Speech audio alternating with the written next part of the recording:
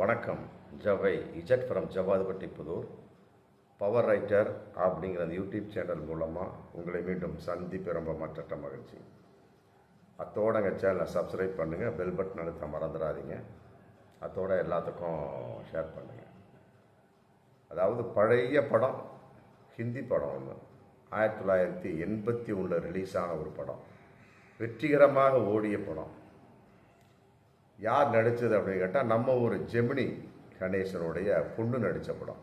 பேர் வந்து ரேகா, தெரிந்த ஒரு முகம். படத்தோட பேர் வந்து உம்ரா ஜான், தெரிந்த படம், அற்புதமான ஒரு படம். அந்த படம் அன்னைக்கு 1981 ரிலீஸ் ஆன ஒரு படம். ஆமாம். அப்புறம் அது போட்டு பத்தபடி எல்லா வகையிலும் வெற்றியடை செய்து அது அங்கங்கே ஓடிட்டு இருந்தாலுமே கூட இந்த நேரத்துக்கு வந்து யாருமே அதை தேட்டர்களை திரையிட முடியாத ஒரு சூழ்நிலை. ஏன்னா எங்கே பார்த்தாலும் பலவிதமான படங்கள், புது புது படங்கள். அப்படிங்கிற சமயத்தில் சில பழைய படங்களை ரீமேக் பண்ணி படக்கூடிய ஒரு சூழலும் இன்றைக்கி இருக்குது.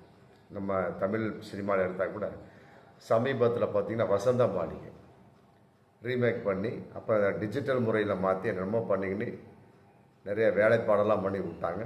அதுவும் ஒரு தேட்டரில் ஒரு 10 நாள் ஓடிச்சு. நல்ல அற்புதமாக முதலில் ஓடிய படம் வசந்த மாளிகை மீண்டும் ரிலீஸ் அப்படிங்கிற பேரில் ஓடிச்சு. அதே மாதிரி இந்த உம்ரா ஜான் அப்படிங்கிற படத்தை வந்து ஹிந்தியில் எடுத்த படம், அதை வந்து ரிலீஸ் பண்ணுறதுக்காக அதுக்கு முன்னாடி ஏற்பாடுகள்லாம் பண்ணி எப்படி பண்ணணுமோ டிஜிட்டல் முறை இல்லையா, அதுக்கு தகுந்த மாதிரி பலவிதமான வேலைப்பாடுகள், தொழில்நுட்பங்கள்லாம் பண்ணி ரிலீஸ் பண்ண போகிறாங்க. அதனுடைய ஒரு ப்ரொமோஷன் நிகழ்வு. மற்றபடி எல்லாத்துக்கும் போட்டு காட்டக்கூடிய ஒரு பிரீமியர் காட்சி. பெரிய பெரிய விஐபிஸ் தான் காமிப்பாங்க. எல்லாம் சர்வசாதாரணமாக பார்த்து விட முடியாது. விசிட்டிங் கார்டு மற்றபடி வந்து அழைப்பதோடு உள்ளே நுழைய முடியும். ஏன்னு கேட்டால் அது இன்னும் ரிலீஸ் ஆகாத ஒரு படம் போடுற விஷயந்தான். ஏன்னா டிஜிட்டல் சம்மந்தப்பட்ட வகை அப்படிங்கிறப்ப எப்படி எடுத்திருக்காங்க அப்படின்னு தெரியல இல்லையா. அதனால் வந்து நம்ம ஆள் பார்த்துட்டு எல்லாத்தையும் வெளியே போய் சொல்லிடுவார். அதனால் வந்து விஐபி மட்டும்தான் உள்ளே அனுப்புவாங்க. அதன் அடிப்படையில் வந்து நிறைய நடிகர்களுக்கு, குறிப்பாக ஹிந்தி நடிகர்களுக்கு சொல்லி அமைச்சிருப்பாங்க போல இருக்கு. யார்? நடிகை ரேகா. சொல்லி அமைச்சவங்க ஏகப்பட்ட பேர் அப்படியே ஒவ்வொன்றா வந்து அந்த படத்தை பார்த்துருக்குறாங்க. படம் பேர் உம்ரா ஜான், 1981 ரிலீஸ் ஆன படம். இப்போ ரிலீஸுக்காக சில டிஜிட்டல் முறையெல்லாம் பண்ணிக்கிட்டு பண்ணுறாங்க. அது பொதுவாக எந்த ஒரு விசேஷமாக இருந்தாலுமே சரி, வாங்க அப்படின்னா கை குலுக்குவாங்க. மற்றபடி வந்து ஒரு மெதுவாக தன்னுடைய அன்பை வெளிக்காட்டும் வண்ணமாக சில பேர் வந்து ஆமாம் ரொம்ப மனதுக்குள்ளே பூரிச்சு போய் ஒரு பரிசை கொடுப்பாங்க. இதெல்லாம் பலவிதமாக நடக்கிறதான், பெரிய விஷயந்தான். பலவிதமாக நடந்தாலுமே கூட கட்டி அணைத்து முத்தம் தழுவக்கூடிய அளவுக்கு அப்படின்னா சில விதமாக தான் இருக்குது. அதிலே குறிப்பாக வந்து பெண்களை எடுத்தோன்னா கட்டி பிடித்து விட முடியாது விடுவாங்க. நம்ம இப்போதைய சூழல் மட்டுமல்ல, எப்பொழுதுமே இந்த உலகம் அப்படித்தான் போல இருக்கு. ஆனால் பெண் வந்து ஒரு ஆணை உடனே கட்டி பிடிச்சிடறா, முத்தம் கொடுத்துட்றான். ஆனால் அதை வந்து இந்த உலகம் வந்து பெரிதாக எடுத்துக்கொள்வதில்லை. அந்த மாதிரி ஒரு சம்பவம் தான் இந்த நடந்திருக்கு. அதாவது அந்த உம்ரா ஜான் படம் ரிலீஸ் படத்தில் நடித்திருக்கக்கூடிய ரேகா வந்து இப்போ எல்லாத்தையும் சொல்லி அனுப்புகிறாங்க. அனுப்பக்கூடிய சமயம் எல்லோரும் வர்றாங்க.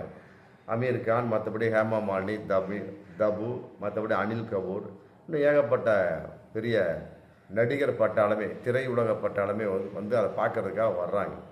வரக்கூடிய சமயத்தில் கை கொடுக்கலாம், மற்றபடி வந்து வேறு விதமான பரிசு பொருட்களை வழங்கலாம். அதெல்லாம் இல்லாமல் நடிகை ரேகா, நம்ம ஜெமினி கணேசனோட பொண்ணு என்ன பண்ணியிருக்கிறாங்க, வேகமாக இத்தனைக்கும் சிவப்பு கம்பளை ஒரு வரவேற்பு வேறு, சிவப்பு கம்பளத்தை போட்டு வரவேற்பு உள்ளே போய் உட்காந்து பாருங்கள் அப்படிங்கிற ஒரு கான்செப்ட் வெளிப்பாடு. சிவப்பு கம்பளை விரிப்பின் வரவேற்பாக வந்த உடனே ஒவ்வொரு நடிகர்களையும் ரேகா என்ன பண்ணியிருக்காங்க, கட்டி அணைத்து சில பேரை முத்தமிட்டு இந்த மாதிரிலாம் பண்ணி உள்ளே அமைச்சிருக்காங்க. இது வந்து மேலோட்டமான ஒரு விஷயமாக நம்ம எடுத்த உடனே சொல்லிவிட முடியாது. உள்ளோட்டமாக இருந்தாலுமே கூட திரையுலகில் இவைகளெல்லாம் சகஜம்னு கூட சொல்லிட முடியாது. இதே வந்து வேறு விதமாக ஒரு ஆண் செய்யக்கூடிய சமயத்தில் இவைகளை வந்து வேடிக்கை பார்த்து கொண்டிருப்பார்களா அப்படிங்கிற ஒரு கேள்வி இதில் இருக்குது. அப்புறம் அப்படியே ஒன்று ஒன்றா வரக்கூடிய சமயத்தில் அனில் கபூர் வந்திருக்காரு. வந்த உடனே சிக்னேச்சர் ஸ்டெப்ஸ் போட்டு அவரை வந்து மிகப்பெரிய வரவேற்பு மூலமாக நடிகை ரேகா அவங்க வந்து ரொம்ப வரவேற்றிருக்கிறாங்க. அவரும் உள்ளே போயிருக்கார். அடுத்ததாக வரக்கூடிய சமயத்தில் ஏஆர் ரகுமான், நம்முடைய தமிழ் பட இசையமைப்பாளர், ஆஸ்கர் நாயகன் வந்திருக்கிறார். அந்த அம்மாவோட வயசு 70, இவருடைய வயசு ரொம்ப ரொம்ப சின்ன வயசு. ஆமாம், இன்னும் சொல்ல போனால் 1981 ஏஆர் ரகுமான் எங்கிருந்தானே சொல்ல முடியாது. அந்த அளவுக்கு ரொம்ப சின்ன பையனாக இருந்திருப்பார். இன்றைக்கி மிகப்பெரிய ஒரு இசையமைப்பாளராக உயர்ந்து விட்டார்.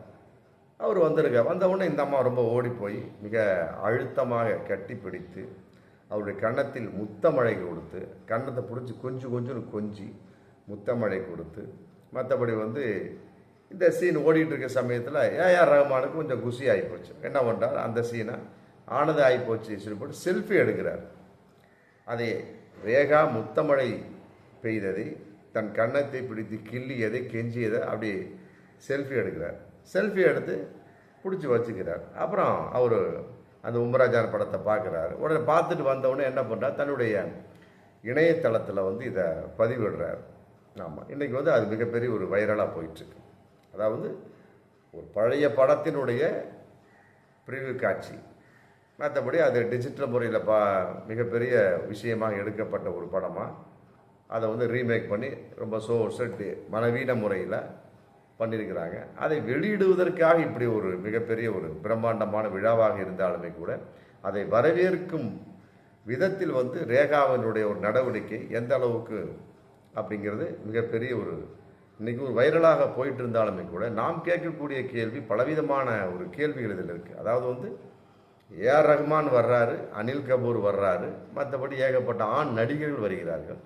அந்த ஆண் நடிகர்கள் வரக்கூடிய சமயத்தில் பெண் என்ற முறை ரேகா என்ன பண்ணியிருக்கணும், கை கொடுத்து வரவேற்கணும், ஒரு பரிசு பொருளை கொடுத்துட்டு வாங்கன்னு சொல்லிட்டு கூட்டி உள்ள உட்கார வச்சிருக்கணும். அதையெல்லாம் விட்டு போட்டு அவர்களுக்கு முன்னால் நடனமாடியது கூட ஒரு ரூபாய் இருந்தாலுமே கூட அவர்களை கட்டி பிடித்து முத்தமழை பெய்து தொட்டு அணைத்து அப்படி வரவேற்கக்கூடிய சமயத்தில் இதையே வந்து ஒரு ஆண் செய்திருந்தால் ஒரு பெண்ணை இந்த உலகம் என்ன நினைக்கும் அப்படிங்கிற மிகப்பெரிய ஒரு கேள்வி இதில் வருது. இதே மாதிரி தான் பலவிதமான விஷயங்களில் வந்து பெண்கள் செய்யக்கூடியது வந்து இந்த ஆண் உலகம், இந்த குறிப்பாக இந்த உலகம் வந்து ஏற்றுக்கொள்கிறது. ஆனால் இதே ஒரு ஆண் செய்கிறப்ப ஒரு பெண்ணை ஏன் இந்த உலகம் ஏற்றுக்கொள்வதில்லை அப்படிங்கிறது ரொம்ப ரொம்ப பரிசீலிக்கப்பட வேண்டிய ஒரு கேள்வி. இதே மாதிரி தான் இந்த சமீபத்தில் ஒரு 4-5 மாதத்துக்கு முன்னால் சிரஞ்சீவி வந்து ஒரு மிகப்பெரிய ஒரு விழாவுக்காக லண்டன் போயிருந்தார். உடனே என்ன பண்ணிட்டாங்க, ஒரு அம்மா ரசிகை அப்படிங்கிற முறையில் ஓடி வந்து அவரை கட்டி பிடிச்சி முத்தமழை பெய்து அவர் ஓன்னு அப்படியே ஒரு ரீங்காரம் விட்டு சத்தம் போட்டு ரொம்ப சந்தோஷத்தின் வெளிப்பாடாக அதை வரவேற்கிறார்.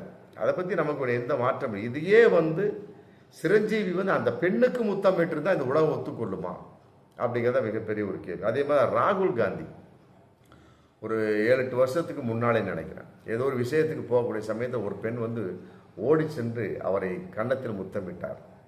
ஆமாம், அதை ராகுல் காந்தி மிக பெரிதாக எடுத்துக்கொள்ளவில்லை. அதே மாதிரி தான் நம்ம அப்துல் கலாமை கூட அப்படித்தான். ஒரு அம்மா வந்து உங்களை நான் முத்தமிட்டு கொள்ளலாமா அப்படின்னு ஒரு உத்தரவு கேட்டு அந்த அம்மா முத்தமிடுறாங்க. அதையாவது ஏற்றுக்கலாம். ஆனால் சிரஞ்சீவிக்கு ஒரு ரசிகை என்ற முறையில் ஒரு பெண் முத்தமிட்டதை, மற்றபடி ராகுல் காந்திக்கு ஒரு பெண் முத்தமிட்டதை, இது மாதிரி ஏகப்பட்ட முத்தமிடுதல்களை, ஆண்களை ஓடி வந்து ஒரு பெண் முத்தமிடுதல்களை எவ்வாறு ஏற்றுக்கொள்ள முடியும்? இதையே வந்து ஒரு பெண்ணை நோக்கி ஒரு ஆண் ஓடி வந்து முத்தமிடக்கூடிய சமயத்தை இந்த உலகம் ஏன் ஏற்றுக்கொள்வதில்லை அப்படிங்கிறது மிகப்பெரிய ஒரு கேள்வியாக இன்னைக்கு என்னன்னே தெரியல. ஒரு ஆணை ஒரு பெண் அது காதலா, அன்பா, சந்தோஷமா, என்னை நெத்தில எழுதி ஒட்டிக்கிட்டா முத்தமிட முடியும்? ஏதோ ஒரு வகையில் முத்தமிடுறாங்க, கட்டி பிடிக்கிறாங்க, தொட்டு அணைக்கிறாங்க. அதை வந்து ஒரு பெண் செய்தால் ஒரு ஆணை நோக்கி ஏற்றுக்கொள்கிறார்கள். அதே ஒரு பெண்ணை நோக்கி ஒரு ஆண் செய்யக்கூடிய சமயத்தில் இந்த உலகம் ஏற்றுக்கொள்வதில்லை அப்படிங்கிறது மிக வருத்தத்துக்குரிய விஷயம். இதை வந்து ஒரு ஆண் எந்த அளவுக்கு ஏற்றுக்கொள்கின்றானோ அதை ஏன் ஒரு பெண் ஏற்றுக்கொள்வதில்லை அப்படிங்கிற சமயத்தில் பெண்ணினுடைய மனோநிலை என்ன?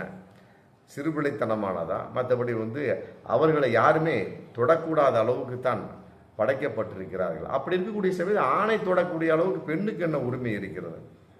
அப்படிங்கிற மிகப்பெரிய ஒரு கேள்விலாம் இருக்குது. இந்த இடத்துல ஆணும் பெண்ணும் சரிசமமா, இல்லை ஆணை பெண் முத்தமிடலாம், பெண்ணை ஆண் முத்தமிடக்கூடாதா?